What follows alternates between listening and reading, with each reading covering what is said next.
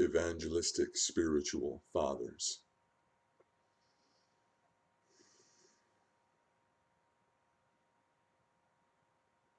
It has seemed to me that our nation has had a few of those.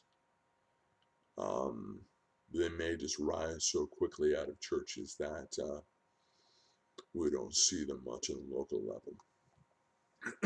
I love to listen to the sermons of the late Billy Graham. He's an absolute powerhouse, an absolute just pleasure to listen to every time.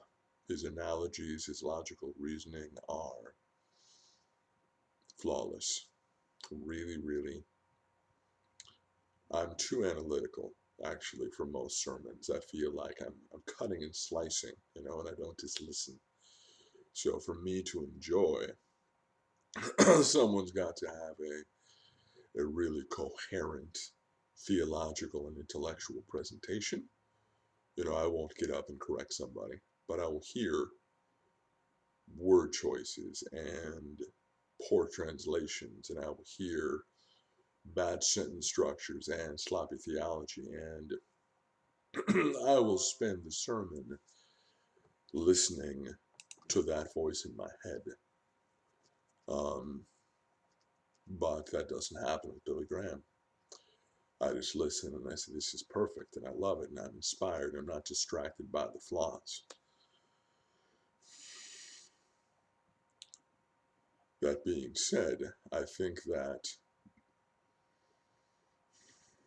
churches love evangelists. It's almost the opposite of their relationship with apostles or prophets. The fear of the unorthodox methods of the apostle, the judgment of the supposed weakness of the prophet. But evangelists break rules, but it always leads to churches getting that thing they want most, which is more people. More people for shepherds to shepherd, teachers to teach. And so I think without realizing it, churches really want apostolic gifts, but they want sort of a tamer version that will respond better to correction and is not quite so outside of structure.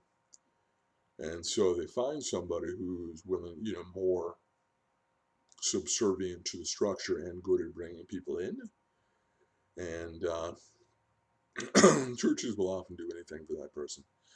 And often where you will find, if they haven't, see, my prejudice in this matter is you should be pursuing what God made you to do, and not diverting to the right or the left, not diverting toward money or fame, just what God has you doing. And if it leads to money, great, or not money, great. We know that Paul worked until he got into jail, and jail, they put a roof over your head and they feed you. And in his case, he got his own house, and people got to visit him. But he just pursued the thing God had in front of him, that God wanted him to do. And so I think that there's times where people move to the right or left based on popularity and all the ways people love you and want you to be something other than what you are. I think that evangelists are here to evangelize and to equip others to evangelize, and that's my prejudice on that topic.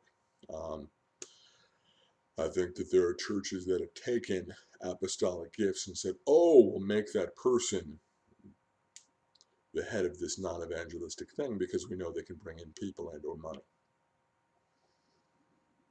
And is that maybe just another version of what God had to do? Yes or no? Maybe yes, maybe no. But I do think that there's places where evangelists have been placed in places that have nothing to do with evangelism and are being redirected away from evangelism to fulfill some group's desire to be exciting or be profitable. That's an opinion. It's not scripture. But truly there ought to be, but I've not yet seen, as I said, homegrown schools of lay ministry equipping where you have representations of all the fivefold ministry callings, and they're there to increase the capacity of that church or group of churches in that area, and to be a mentor and equiper to those that want to grow in that calling. So we must have